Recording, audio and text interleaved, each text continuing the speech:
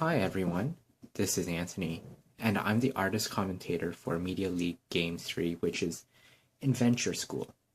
Before I start, I just want to thank everyone for participating. I know it takes quite a bit of time to do any type of piece of artwork, and just kudos to everyone that's contributed. To kick things off, I want to talk about Blue Screen AI by Barrow High School. Off the bat, this piece depicts a high school student peering through three digital panels. He has these nifty headphones and a visor, like Geordie LaForge in TNG, just for him to actually see the world, and for us, for us to actually learn. So it's wonderful that his visor, the visor on the student, is also multicolored. There are numerous purple hex panels on each of these screens. I noticed that they were actually purple, and that's really cool because a hexagon actually has 6 sides, and numerologically it represents communication, interfacing, balancing, and the same is depicted really well. The flipped classroom model that Forbes talks about, where teachers record video lectures and students basically go listen to them through digital media and absorb it, it's really depicted really well here. You can see that there's a lot of balance in this piece, a lot of choices of using cool colors like blue, green, light purple. It makes it stand out with the darker background there. And it was also done on as I understand, a Intuos 4 tablet done in Photoshop, which is pretty cool considering this piece is depicting the use of technology through of learning, so I think that's cool. The next piece I want to talk about is Faculty for Learning by Saint Strivers. It's a traditional form of art, it says, which basically combines both traditional art techniques and either computer-based or animated forms. And so you have this kid whose head is receiving all sorts of information, and that part is done quite well. It's realistic, but it's also cartoonish, like the shading in the hair is kind of cartoonish like, and it's done black and white, which is nice. Standard art, standard pencil art, portraiture is done black and white, like the art I actually do.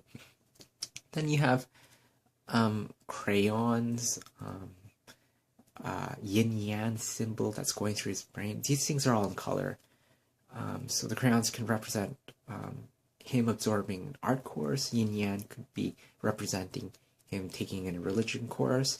E equals MC squared, little sign, physics. And so the origami kites, the little origami kites is really cool.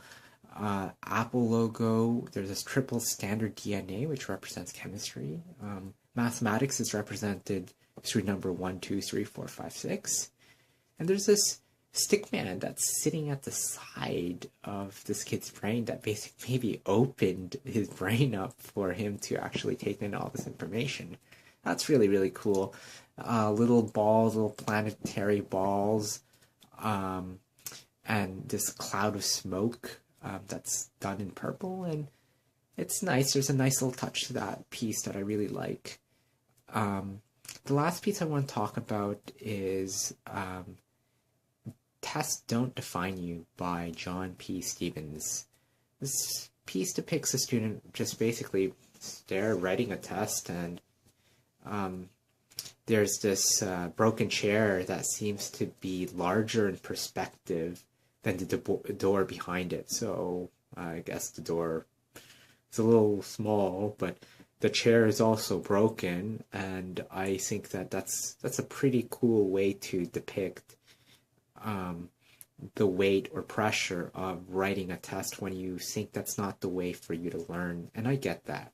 There's subjects like language courses, for example, where you essentially memorize a bunch of things and you don't really learn anything. You just spit it out on an exam and you don't care to remember it anymore. And so in that sense, I see that, there is this weight of just memorizing, and maybe we don't want that in our schools. There might be other rooms. There's a room behind where that student's sitting. There might be other rooms where tests should be administered, maybe mathematics or things where you actually need to know your stuff. So I think that's really cool, a vision of that not all courses require a test. There's good value in this piece, which is a lot of good rendering. So there's sections of the piece where it goes darker to lighter, and you get that solidity. And there is some forms in the piece where you have the guy's the left arm on that piece, his right, our left, is a little bit smaller, and it looks like it's collapsing due to him holding the paper, and the chair is also falling apart. And I think that's a good, nice artistic touch, because that's not necessarily realistic, and it does depict that sort of creative mode and juice in the piece. And yeah, I think that's why I chose those three pieces, because I just felt that those depicted the theme and the subject matter of inventing your own school and what you want in school. And I also found them to be artistically stimulating, because those were the three pieces that, when I was just going through them, just stood out. Not to say that the other ones were bad, but these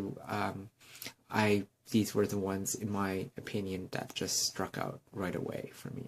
So I guess I'm just gonna wrap it up and just keep doing your thing, and I'm really proud of all of you. Take care, and good luck on the next game, the next round, and life goes on, right? Peace out.